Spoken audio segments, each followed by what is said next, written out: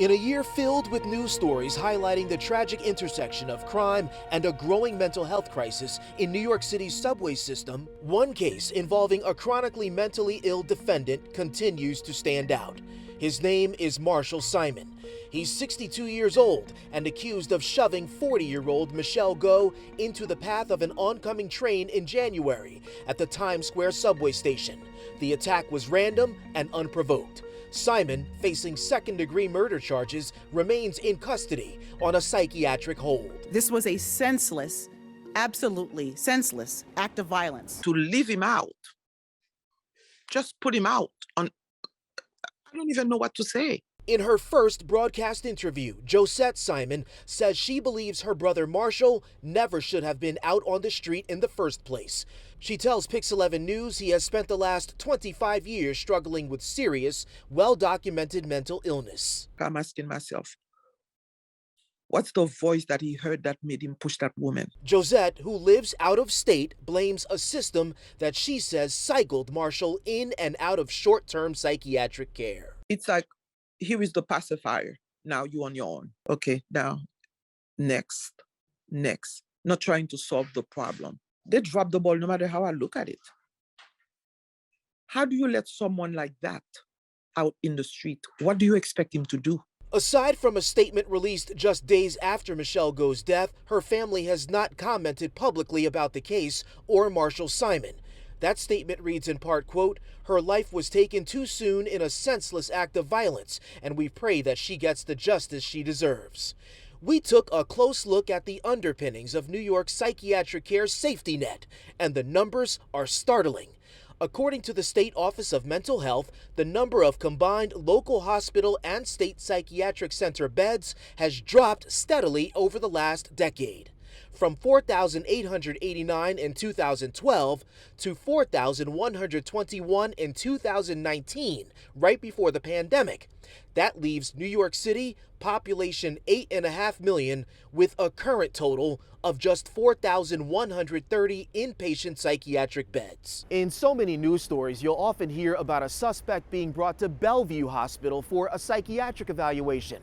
So many beds here at Bellevue and other local and private hospitals across New York City are typically only used to stabilize someone experiencing a mental health crisis on the basis of short-term treatment and release. There's no telling just how many people with mental illness might be better off in a long-term inpatient psychiatric care setting. How long have you been homeless? Since January. You told me you're taking some psychiatric medications? Yeah. What are you taking? Risperdal. We recently met 24-year-old Tyshawn Miles, who's homeless, deep in the Times Square subway station. When's the last time that you took them? I can't remember.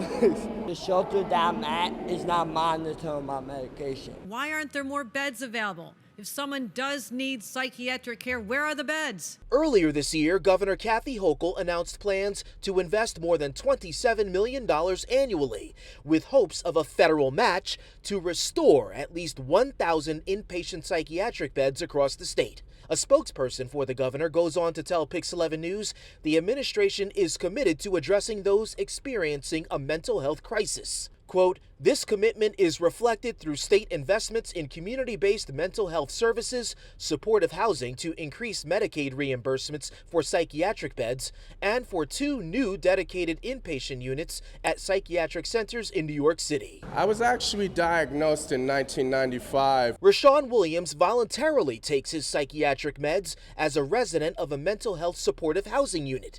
He says it is not for everyone. If you don't monitor, and us not just monitor, but give them proper treatment, then you got what we have right now. State Senator Brad Hoylman says given the depth of the crisis, only the federal government can help New York address what's happening on its streets and in its subway stations. At least a third of folks who are struggling with homeless need psychiatric care. The city's daily shelter report shows a population of more than 63,000 people. That amounts to more than 20,000 needing psychiatric care.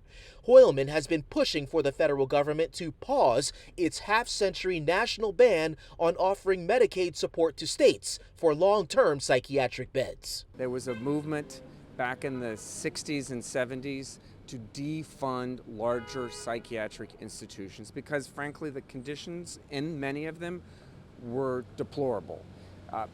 That's not, though, a reason why we shouldn't address this issue now, in the present, because of the crisis on our streets. Josette Simon says she sees the tragic irony of her brother's situation. I think what they're gonna do now is make sure to lock him up with everybody else. 62-year-old Marshall Simon has been deemed unfit to stand trial for fatally pushing Michelle Go to her death, but prosecutors are still pursuing their criminal case.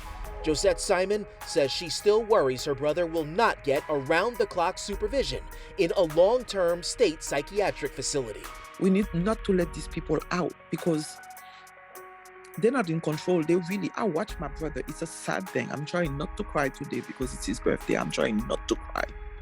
A spokesperson for the Federal Centers for Medicare and Medicaid Services tells us even if the feds approve New York State's reimbursement application for inpatient psych bed costs, the state is expected to cap patient stays to an average of 30 days. That means fewer permanent beds for the mentally ill, who may be a danger to themselves or someone else, especially in between their short-term psych visits to local hospitals.